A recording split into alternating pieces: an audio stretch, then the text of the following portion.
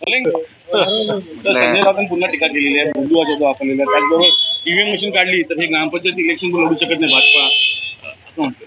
संजय राऊतच्या बोलण्याला महाराष्ट्र आता सिरियसली घेत नाही.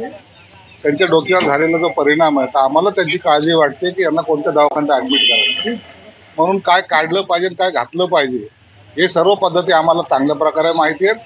परंतु आता तुमची फक्त आवरून ठेवा, नसता ती सुटली तर लोक तुम्हाला पाहून हसतील.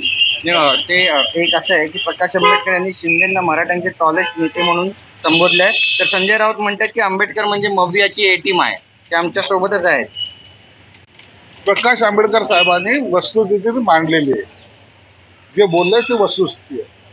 अनेक वर्षापासून ज्या समाजाला कुणबीची सर्टिफिकेट जे नोंदी होत्या त्या ज्या मिळाल्या नाहीत ते द्यायचं काम शिंदे साहेबांनी केलं आणि ते शपथेवर केलं. यामुळे प्रकाश आंबेडकर साहेबांनी त्यांची एक तारीफ म्हणा किंवा त्याला किंग असं जे काय म्हणलेलं आहे, नेता जे म्हणलेलं आहे ते मान्यच करावं लागेल. परंतु आघाडी ही होणार नाही.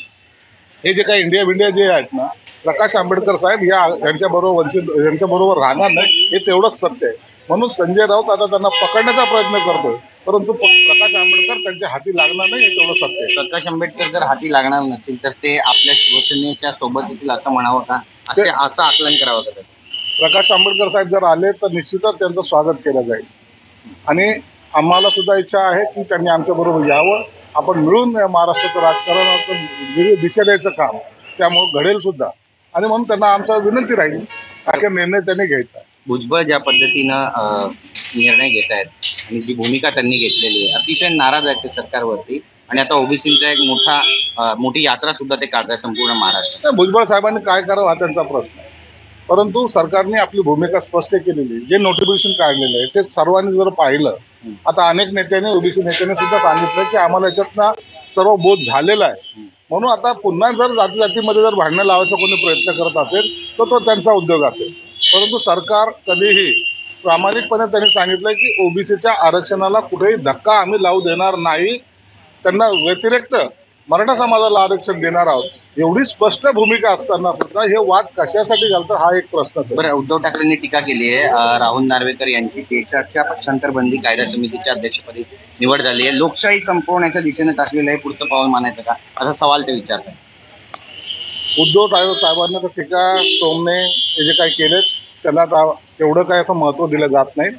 झालेली निवड ती योग्य आहे आणि महाराष्ट्रातला एखाद्या माणसाचा एवढा गौरव होतोय त्याचा खरं तर अभिमान बाळगला पाहिजे. 8 पासून सुरू झालेल्या व्यक्तीला पक्षांतर बंदी समिती अध्यक्ष केलंय, त्यामुळे याचा अर्थ का भ्रष्टाचारी अधिकाऱ्याला एक मोठ्या पोस्टला बसवणं असं आहे संजय राऊतांचा आरोप. आपल्या माणसाला मोठ्या पदावर जर तो गेला असेल, याच्या समितीचा जर तो अध्यक्ष असेल तर त्याचा अभिमान बाळगा.